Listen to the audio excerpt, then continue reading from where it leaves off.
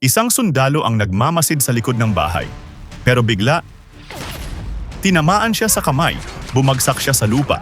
Agad siyang gumanti, pero tinamaan naman siya sa paa. Tiniis niya ang sakit, pero paparating na ang Taliban. Isang malakas na hampas, hinila siya ng kaaway. Sunod, hinampas pa siya sa ulo gamit ang baril. Sa sandaling iyon, akala niya, katapusan na. Nakatingin na lang siya sa kawalan. Tanggap na niya ang kanyang kapalaran. Pero bigla, may dumating. Isang Afghan, isa-isa niyang pinatumba ang mga kalaban. Siya si Ahmed, isang interpreter ng US Army. Walang pagdadalawang isip, tinanggal niya ang kanilang mga uniforme. Hindi sila pwedeng dumaan sa kalsada. Kaya mag-isa niyang hinila ang sugatang sundalo sa matatarik na bundok, sa mababatong daanan, at sa mapanganib na bangin ng Afghanistan. Habang ang sundalo ay unti-unting nawawalan ng pag-asa, si Ahmed naman ay patuloy na lumalaban. Bawat hakbang, mas mabigat. Bawat galaw, mas masakit. Pero kahit gaano kahirap, hindi niya iniwan ang kanyang kasama. Balikan natin ang war action movie na The Covenant. Ito ang kwento ng isang utang na hindi mababayaran ng pera, kundi ng buhay. Isang kwento ng pagkakaibigan at sakripisyong nabuo sa gitna ng isang malupit na digmaan. Panahon ito pagkatapos ng September 11 attacks. Para mas maging maayos ang kanilang misyon, kumuha ang US Army ng mga Afghan interpreter. Kapalit ng kanilang serbisyo, may pagkakataon silang makakuha ng visa papuntang Amerika kasama ang kanilang pamilya. Dito sa isang military base, nakilala ni Master Sergeant John Kinley si Ahmed Abdullah, isang tahimik pero matatag na lalaki. Hindi siya gaanong gusto ng ibang sundalo. Ayon kay Ahmed, pera lang ang dahilan kung bakit niya tinanggap ang trabaho. Hindi naniwala si Kinley. May mas malalim pang dahilan pero hindi pa niya ito kailangan malaman. Sinabi agad ni Kinley kung ano ang trabaho nila. Naghahanap kami ng mga nakatagong armas at IED o Improvised Explosive Device ng Taliban. Ibig sabihin, palagi kaming nasa panganib. At para patunayan ito, ikinuwento rin niya ang nangyari sa dati niyang interpreter. Nagkaroon ng inspeksyon ang kanilang unit sa isang lungsod. Isa-isa nilang tinanong ang mga driver tungkol sa kargamento ng kanilang sasakyan. Bigla, may isang driver na nagtangkang tumakas. Sa isang iglap, sumabog ang isang bomba. Habang nakikinig, tumango si Ahmed. Naiintindihan ko, sir. Hindi pa nila alam. Ang simpleng desisyong iyon ang magbabago sa kanilang buhay, magpakailanman. Isinama agad ni Kinley si Ahmed sa kanilang susunod na operasyon. Pagdating nila sa target na lugar, napansin nila isang maliit na bahay lang ito sa gitna ng disyerto. Pagkatapos, lumipat sila sa isa pang lokasyon. Pero pagdating pa lang nila, agad nagsalita si Ahmed. Kung armas ang hinahanap ninyo, wala kayong makikita rito. Hindi agad naniwala si Kinley. Pero pinayagan niyang makipag-usap si Ahmed sa may-ari ng bahay. Maingat na siniyasat ng grupo ang buong gusali. Tahimik ang lahat. Walang nagsasalita. Napatingin si Kinley kay Ahmed. At doon nila napagtanto, wala silang nakitang kahit isang armas. Isa lang pala itong hookah lounge. Doon pa lang, unti-unti nang pinatunayan ni Ahmed na karapat-dapat siyang pagtiwalaan ng grupo. Isang Afghan na sundalo ang nagpakita ng ruta sa mapa. Ayon sa kanya, doon matatagpuan ang isa pang pinagtataguan ng Taliban. Tahimik lang si Ahmed habang nakikinig. Nagpa siya si Kinley na sundan ang bagong ruta. Habang nasa biyahe, biglang nagsalita si Ahmed. Sergeant Kinley, kailangan nating huminto. Napansin ni Kinley ang seryosong tono ng boses nito. Agad niyang pinahinto ang convoy. Ipinaliwanag ni Ahmed, pinag-isipan niyang mabuti ang ruta. Mali ang tinurong daan ng isang sundalong Afghan at isa lang ang ibig sabihin nito. May panganib. Makalipas ang ilang sandali, sinuri nila ang lugar gamit ang satellite images. At doon nila nakita ang nakakagulat na katotohanan. Humigit kumulang 8 kilometro sa unahan. May nakaabang na malaking grupo ng Taliban. Nakahanda na sila, nakapwesto na, handa ng tambangan ng convoy. Dahil sa mabilis na pag-iisip ni Ahmed, agad niyang sinunggaban ng sundalong Afghan. Tinapat niya ang baril sa leeg nito. Saglit na naging tensyonado ang sitwasyon. Pero dahil dito, naligtas niya ang buong unit sa tiyak na kamatayan. Sa huli, umamin ang sundalo. Bihag ng Taliban ang kanyang pamilya, kaya napilitan siyang ipagkanulo ang kanilang koponan. Pagbalik nila sa base, may bagong nalaman si Kinley tungkol kay Ahmed. Dati pala itong nagtrabaho para sa Taliban. Pero nagbago ang lahat nang walang awang patayin ang kanyang anak. Dahil dito, nagboluntaryo siyang maging interpreter. Ngayon, inaalagaan niya ang kanyang buntis na asawa. Umaasa na balang araw, makakaalis sila sa malupit na mundong kanilang kinagisnan. Doon lubos na naunawaan ni Kinley kung bakit handang isugal ni Ahmed ang lahat. Dito nagsimulang tumaas ang respeto niya kay Ahmed. Pero malayo pa pala ang kanyang isusugal. Dahil sa sunod-sunod na maling intel, kinausap ni Kinley si Colonel Vokes. Humingi siya ng pahintulot na kumilos sa sariling paraan at pinayagan siya. Narinig ito ni Sergeant Declan O'Brady. Ibinigay niya ang mahalagang lead, isang pangalang posibleng susi sa operasyon ng Taliban. Natunto ng koponan ng lalaki at doon nila nalaman ang isang malaking sikreto, walang iisang pabrika ng bomba. Hiwa-hiwalay ang paggawa at pinagsasama lang sa huli. Agad silang kumilos. Nagtungo sina Kinley sa isa sa mga lokasyon. Hindi pa nila alam Ang susunod na misyon ang sisira sa lahat. Pagdating nila sa lugar, natuklasan nilang isa itong abandonadong minahan. Agad nilang pinalibutan ang area. Pinatigil ang lahat ng naroroon. Kinausap ni Ahmed ang may-ari. Pero may kakaiba sa kilos nito. Parang may itinatago. Hindi nag-atubili si Kinley. Halughugin ang buong lugar. Maingat na sinuri ng koponan ang minahan. At nang umakyat sila sa itaas, natuklasan nila ang isang malaking taguan ng armas. Pero hindi pa doon nagtatapos. Sa mas malalim na bahagi ng minahan, may mas kakilakilabot pa silang natuklasan. Isang lihim na pasilidad ng IED at 3 lalaking walang habas na pinapahirapan ang isang bihag habang kinukunan pa ito ng video. Agad kumilos ang mga sundalo. Pinatumba nila ang mga ito, nag-iwan ng explosive charge. Pero habang paalis na sila, dumating ang mas maraming Taliban. Mas marami pa sa inaasahan nila. At doon, sumiklab ang isang matinding bakbakan. Kailangan pa nilang maghintay ng 15 minuto bago dumating ang air support. Pero huli na. Tinamaan ng RPG ang isa sa kanilang sasakyan. Isa-isang natumba ang mga sundalo, parang isang planadong ambush ang nangyari. Padami ng padami ang Taliban. Desperado silang makatakas. Sumakay sila sa 2 pickup truck. Pero sumabog ang isa. Sa huli, 2 na lang ang natira, si Kinley at si Ahmed. Habang tumatakas, biglang sumabog ang gulong ng kanilang pickup. Wala na silang choice. Iniwan nila ang sasakyan at naglakad na lang. Ginamit nila ang kabundukan at kagubatan bilang taguan. Tahimik silang kumilos, iniiwasan ang mga humahabol. Pero habang papalayo sila, lalo ring nawawala ang pag-asa na makabalik sa base. Wala na silang signal. Napaupo si Kinley. Ramdam niya ang bigat ng pagkawala ng kanyang mga kasama. Tahimik lang si Ahmed sa likod. Pero alam niya, naiintindihan niya ang nararamdaman ni Kinley. Dahil wala silang paraan para humingi ng tulong, napilitan silang magpalipas ng gabi sa gitna ng malamig at mabatong kabundukan. Kinabukasan, patuloy ang paghahanap ng mga Taliban. Maya-maya, nakasagap sila ng signal sa radyo. Alam nila, malapit na ang kalaban. Kaya agad silang bumaba sa bundok. Habang binabaybay nila ang isang lambak, nakasalubong nila ang 2 armadong lalaki. Para hindi makagawa ng ingay, tahimik nila itong pinatay gamit ang kutsilyo. Pero hindi pa tapos ang panganib. May isa pang truck ng Taliban ang dumating. Sa huling sandali, nagkatinginan sila ng 2 kalaban. At bigla, umalingaw-ngaw ang putok ng baril sa buong kanyon. Nakahanap sila ng pansamantalang taguan, isang abandonadong bahay. Sinilip ni Kinley ang likod.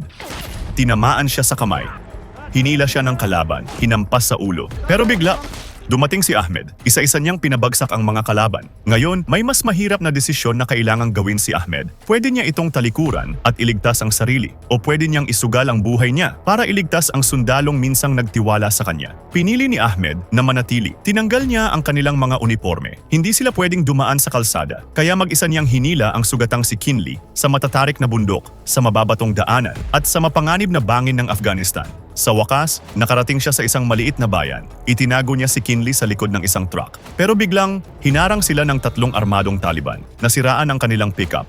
Walang ibang choice si Ahmed. Pinasakay niya ang 3 lalaki. Tahimik si Kinley, hindi gumagalaw. Nakatago siya sa ilalim ng mga kumot at banig. Isang pagkakamali lang, pwede na silang mahuli. Sa wakas, nakalayo rin sila. Huminga ng malalim si Ahmed. Sobrang delikado na ang normal na daan. Kaya ipinagpalit ni Ahmed ang pickup, kapalit ng gamot, pagkain, at isang kariton na may 2 gulong. Minsan napipilitan silang matulog sa gitna ng malamig na gabi, nanginginig sa lamig, walang sapat na pahinga. Dumaan sila sa mga nasusunog na kabahayan. Wasak ang paligid. Mag-isa niyang tinutulak ang kariton, paakyat, pababa, sa matatarik na bundok. Wala siyang inaasahang kapalit. Wala siyang kontrata para dito. Ginawa lang niya ito dahil iyon ang tama. Sa kabila ng pagod, sa gitna ng gutom, at ng patuloy na panganib, hindi sumuko si Ahmed. Lumipas ang ilang araw na parang walang katapusan. Sa wakas, narating din nila ang lugar malapit sa Bagram Air Base. Pero hindi pa rin sila ligtas. Huminto sila para bumili ng tubig. Pero sakto namang, may 3 Taliban na dumaan. Umupo ang isa sa kariton. Napansin niya ang paa ni Kinley. Dahan-dahan niyang binuksan ang kumot. Agad pinatumba ni Ahmed ang 2. Pero may isa pang lumaban. Nagtagisan sila ng lakas.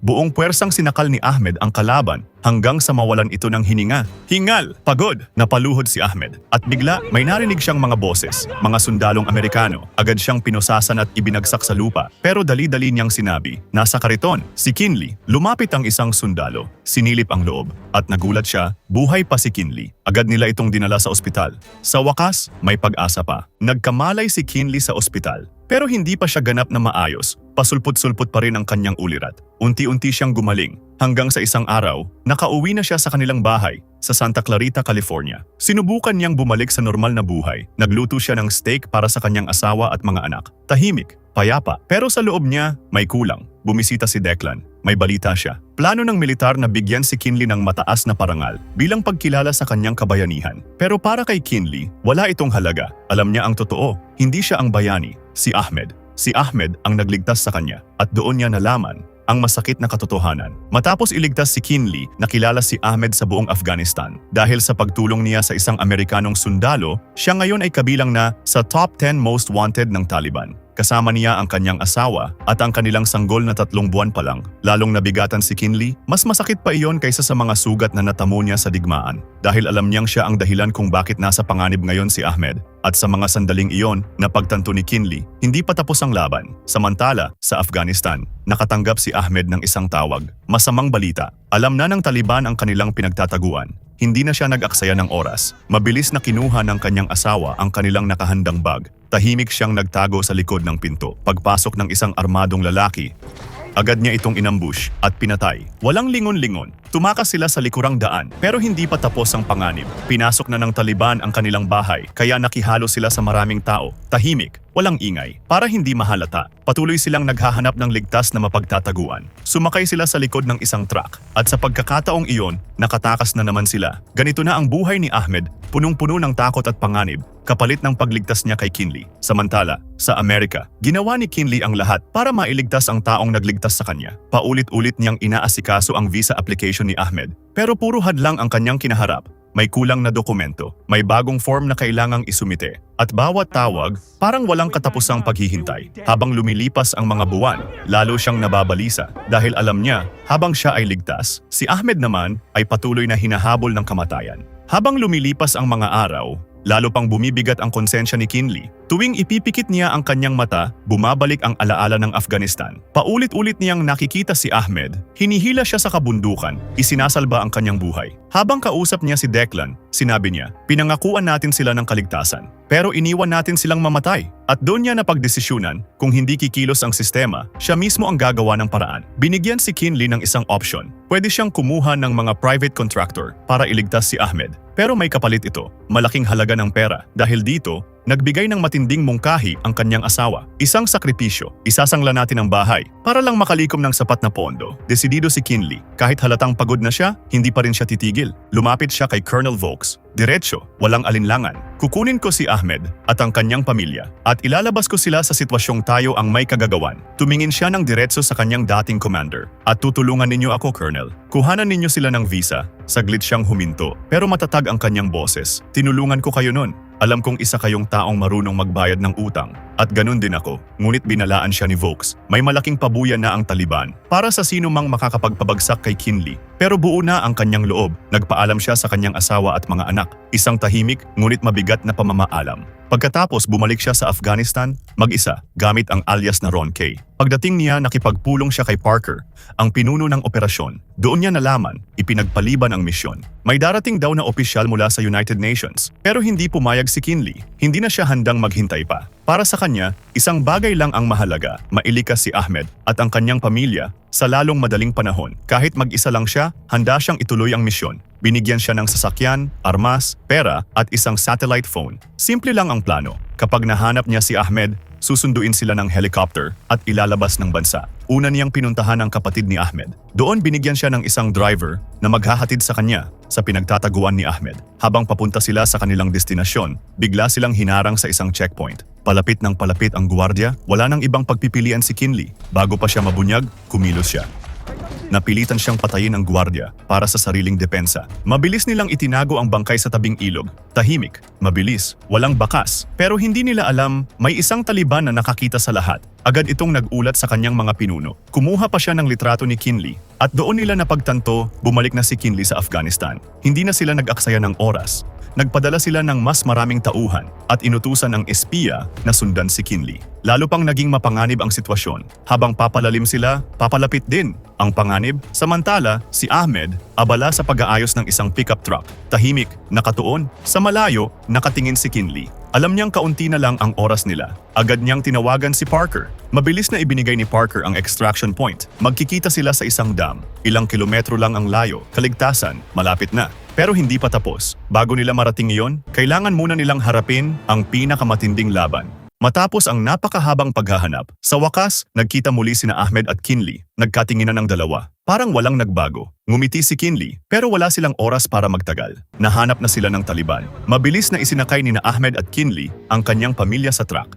Walang paliwanag, walang tanong. Kailangan nilang kumilos. Ngayon na, kailangan nilang makarating sa extraction point bago pa sila maunahan ng kalaban. Habang bumibiyahe sila, nagsimula ng humabol ang mga armadong sasakyan ng Taliban. Papabilis ng papabilis ang habulan. Palapit ng palapit ang panganib. Samantala, natapos na ng isang computer specialist ang background check sa alias na Ron K. At doon nila natuklasan ang katotohanan, ang taong gumagamit pala ng alias na iyon ay si John Kinley, isa sa most wanted ng Taliban. Napagtanto ni Parker ang kanyang pagkakamali. Mas pinili niya ang misyon ng United Nations kaysa iligtas si Kinley. Pero hindi pa huli ang lahat. Agad niyang inayos ang kanyang desisyon. Nag-utos siya, magpadala ng isang gunship aircraft na may mabibigat na armas papunta sa lokasyon ni Kinley. Ang tawag nila rito, ang Angel of Death. Nakikita na nila ang dam, pero paparating na rin ang mga kalaban sa likuran. Wala ng oras, agad nagpaputok sina Kinley. Sumiklab ang matinding barilan, hinarang nila ang truck sa loob ng tunnel, at pagkatapos, pinasabog nila ito para pansamantalang mapigilan ang humahabol na Taliban. Mabilis na lumipat sina Kinley at Ahmed sa kabilang dulo ng lagusan. Kailangan nilang humanap ng mas ligtas na posisyon, pero hindi pa tapos. Sunod-sunod ang pagdating ng mga rebelde. Palakas ng palakas ang putukan. Sa bawat putok, may kalabang bumabagsak. Samantala, itinago ng asawa ni Ahmed ang kanilang sanggol sa loob ng isang maliit na silid. Tahimik, nanginginig, umaasa. Sinubukang tawagan ni Kinley si Parker, pero walang sagot. Habang tumatagal ang laban, unti-unti nang nauubos ang kanilang bala. Isang putok, tinamaan ang kanilang driver. Lumalala ang sitwasyon, paos na ang lakas nila, nauubos na ang pag-asa. Hindi na halos makagalaw si Kinley. Pagod, sugatan, napapaligiran. At sa sandaling iyon, tila wala ng ibang paraan. Sa sandaling iyon, tila tiyak na ang kanilang kapalaran. Pagod na, sugatan, wala ng takas. Pero bigla, umalingaw-ngaw sa himpapawid ang isang napakalakas na ugong. Dumating ang pag-asa. Isang AC-130 gunship, ang tinatawag nilang Angel of Death, sa loob lamang ng ilang sandali. Sunod-sunod na binomba at pinaputukan ng mga posisyon ng Taliban. Isa-isang nawasak ang mga umaatake. Ang katahimikan, napalitan ng kaligtasan. Sa pinakahuling sandali, nailigtas sina Kinley at Ahmed. Ilang sandali pa, dumating si Parker at ang kanyang grupo mula sa kabilang bahagi ng dam. Sa wakas, natapos din ang laban. Sumakay sina Kinley at Ahmed sa isang eroplano palabas ng Afghanistan. Pagkatapos ng lahat ng kanilang pinagdaanan, sa unang pagkakataon, naramdaman ni Ahmed ang pag-asang mamuhay ng ligtas, kasama ang kanyang pamilya. Kung hindi dahil kay Ahmed, matagal nang patay si Kinley. At kung hindi bumalik si Kinley, malamang hindi na rin nakaligtas si Ahmed. Sa gitna ng digmaan, nabuo ang isang utang na hindi kayang bayaran ng medalya, kundi ng isang buhay na iniligtas kapalit ng isa pang buhay. Pero kahit ligtas na sila, may isang katotohanan na hindi mawala-wala. Hanggang ngayon, libu-libong Afghan pa rin ang nagtatago sa dilim, nabubuhay sa takot, umaasa na balang araw, makakatakas din sila sa panganib.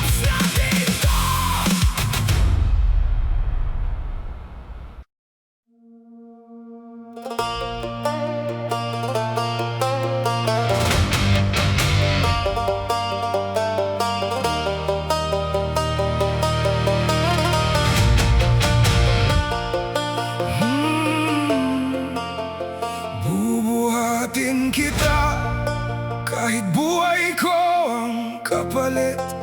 Hindi pababayaan hanggang sa huling laban.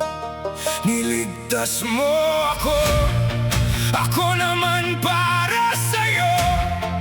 Anong silbi ng buhay ko kung wala ka rin dito?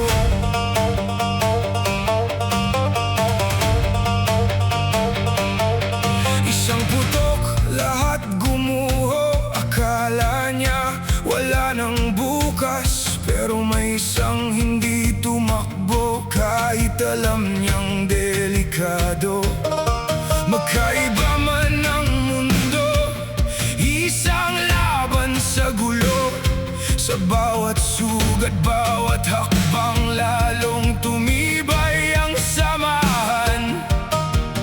Minsan ang taong tahimik, siya ba ang may malasakit? Bubuhatin kita kahit buhay ko ang kapalit. Hindi pababayaan sa huling laban, niligtas mo